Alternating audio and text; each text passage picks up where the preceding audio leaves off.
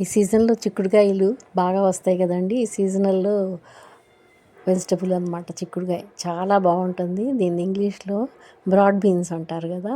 ఈ చిక్కుడుకాయ కలపటం కూర చూపిస్తున్నానండి నేను. మనకి ఈ సీజన్లో కొంచెం చీప్గా కూడా దొరుకుతాయి. ఇందులో ఫైబర్ ఉంటుంది, ప్రోటీన్ ఉంటుంది, వెయిట్ లాస్కి యూజ్ అవుతుంది. ఎందుకంటే ఫైబర్ ఉంటుంది కాబట్టి చక్కగా కాన్స్టిపేషన్ ప్రాబ్లం ఉండదు, పొట్ట హాయిగా ఉంటుంది.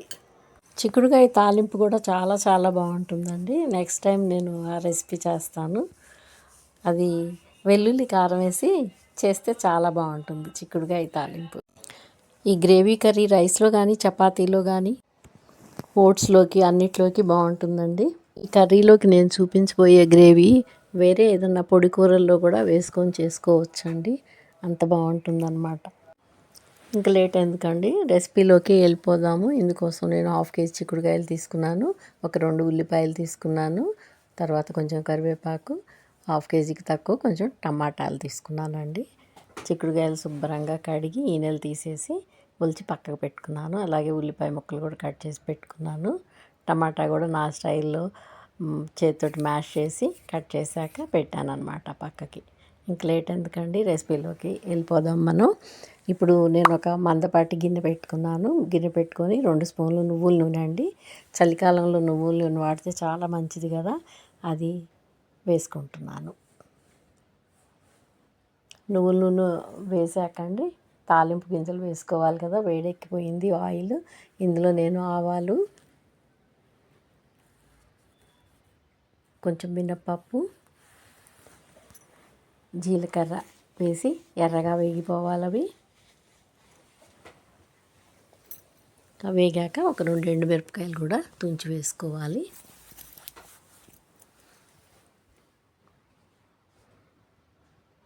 ఈ పిల్లలు కూడా ఇష్టంగా తింటారండి ఈ కర్రీ. అన్నంలో కొంచెం వాళ్ళకి నెయ్యి వేసి పెడితే చాలా బాగుంటుంది అన్నమాట టేస్ట్. కరివేపాకు కూడా వేసాను. తాలింపు ప్రాసెస్ అయితే అయిపోయింది. ఇప్పుడు కట్ చేసి పెట్టుకున్న 1.5 ఉల్లిపాయ వేసానండి. మీకు 2 ఉల్లిపాయలు చూపించాను కదా, ఒక హాఫ్ పక్కకు పెట్టేశాను. అది ఎందుకోసం నేను తర్వాత చూపిస్తాను మీకు. ఇవి కొంచెం వేగనివ్వాలి. ఉల్లిపాయలు కొంచెం మగ్గనివ్వాలండి. మనం మూత పెట్టేసుకుంటే తొందరగానే మగ్గిపోతాయి.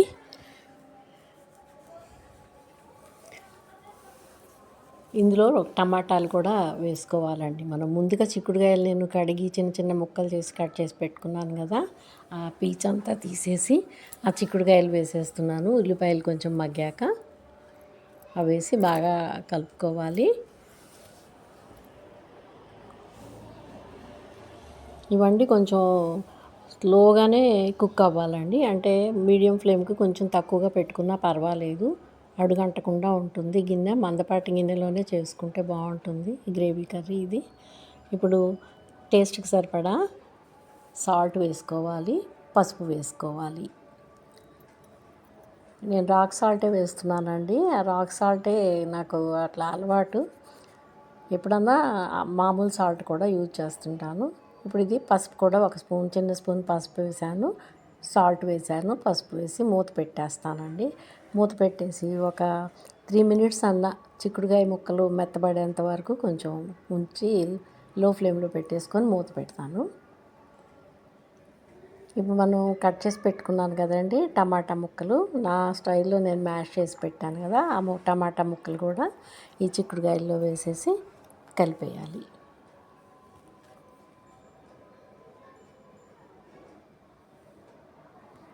అసలు పూరీల్లో కూడా ఈ కర్రీ చాలా బాగుంటుందండి. చపాతీలు, పూరీల్లో కూడా చాలా అద్భుతంగా ఉంటుంది. మనం చేసి పెట్టుకుంటే ఫ్రిడ్జ్లో 2-3 రోజులైనా ఉంటుంది. అన్నీ ఫ్రెష్గా దొరుకుతున్నప్పుడు చేసే ఓపిక ఉంటే అక్కర్లేదనుకోండి. కొంచెం ఉడికిపోయినాయి అండి. టమాటాలు కూడా కొద్దిగా మగ్గినాయి, చిక్కుడుకాయలు కూడా మగ్గిపోయినాయి అన్నమాట. మనం ఇప్పుడు దీనిలోకి మసాలా అనుకున్నాం కదండి, ఆ ప్రాసెస్ కూడా ఇప్పుడు చూద్దాం మనం. ఆ మసాలా వేస్తే మాత్రం చాలా టేస్ట్ వస్తుందండి. మీరు ఏ కర్రీ, గ్రేవీ కర్రీ చేయాలంటే ఖచ్చితంగా మీరు ఆ మసాలాలు చూసి చేసుకుంటే చాలా బాగుంటుంది. ఇందుకోసం నేను ఒక 4-5 పచ్చిమిరపకాయలండి చిన్న ముక్కలు కట్ చేసి మిక్సీ జార్లో వేసుకుంటున్నాను. 1 స్పూన్ వరకు మన క్యూమిన్ సీడ్స్, అదే జీలకర్ర అండి. ఒక పావు చిప్ప కొబ్బరి ముక్కలు, పచ్చి కొబ్బరి ముక్కలు 4-5 వెల్లుల్లి రెబ్బలు, ఒక చిన్న అల్లం, హాఫ్ ఉల్లిపాయ పక్కన పెట్టాను అన్నాను కదండి, ఆ ఉల్లిపాయ ముక్కలు, కొంచెం కరివేపాకు ఇవేసి మెత్తగా పేస్ట్ లాగా మిక్సీ పట్టుకోవాలి. ఇదిగో పేస్ట్ చూడండి ఎంత బాగా ఉందో. ఆ పేస్ట్ని దీనిలో కూరలో వేసేసి బాగా కలుపుకోవాలి. లో ఫ్లేమ్లోనే ఉండాలండి, లేదంటే అది మాడిపోతుంది కొబ్బరి పేస్ట్. ఇప్పుడు ఆ మిక్సీలోనే కొంచెం నీళ్లు పోసేసి అవి కూడా నేను ఇందులో పోసేసుకుంటున్నాను కర్రీలో. ఇప్పుడు మూత పెట్టేసి ఒక 5 నిమిషాలు అలాగే ఉంచామనుకోండి మీడియం ఫ్లేమ్లో, చక్కగా ఉడికిపోతుంది అన్నమాట కర్రీ. చూడండి ఎంత బాగుందో కర్రీ. ఈ వీడియో నచ్చినట్టయితే మీరు లైక్ చేయండి. నా ఛానల్ ఎవరైనా సబ్స్క్రైబ్ చేసుకోకపోతే సబ్స్క్రైబ్ చేసుకోండి. మరో వీడియోతోటి మీ ముందుకు వస్తాను.